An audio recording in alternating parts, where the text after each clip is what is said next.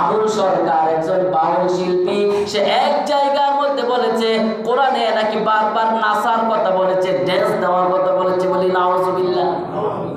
কোরআনে তো নাচবার কথা আছে, আবার সে নিজেও নাচে, কাঁধে বেলা বাদ্যযন্ত্র ঝুলাইয়া নিজেও নাচতেছে। আমি যে নাচি, কোরআনে আছে নাচার কথা।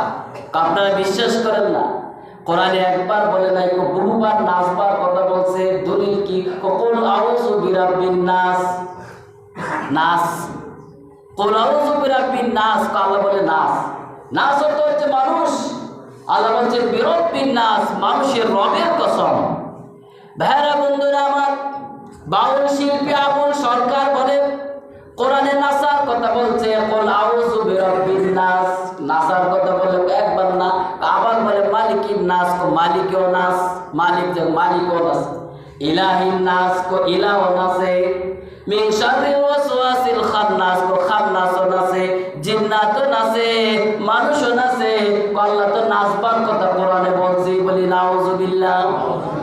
এই সূরায় নাস সে কথা বলে সূরা নাসকে ব্যঙ্গ করেছে, অপমান করেছে, কটূক্তি করেছে।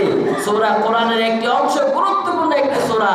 এই সূরা নাসকে যদি নিয়ে তামাশা রং ঢঙের কিতাব বানায়, মানুষের মনোরঞ্জন করার জন্য কোরআনের আয়াতকে ব্যঙ্গ করে প্রদর্শন করে, আপনারা কি মনে করেন তার আর ঈমান থাকে? আর ঈমান তো থাকার কথা না। ভাইরা বন্ধুরা আমার, শুধুমাত্র কোরআনে ব্যঙ্গ করে সে থামে নাই, ফেরেশতাদেরকেও ব্যঙ্গ করেছে। ফেরেশতাদের সামনে মারাত্মক বেয়াদবি করেছে। হুজুররা কয় একটা দাড়ি দিয়ে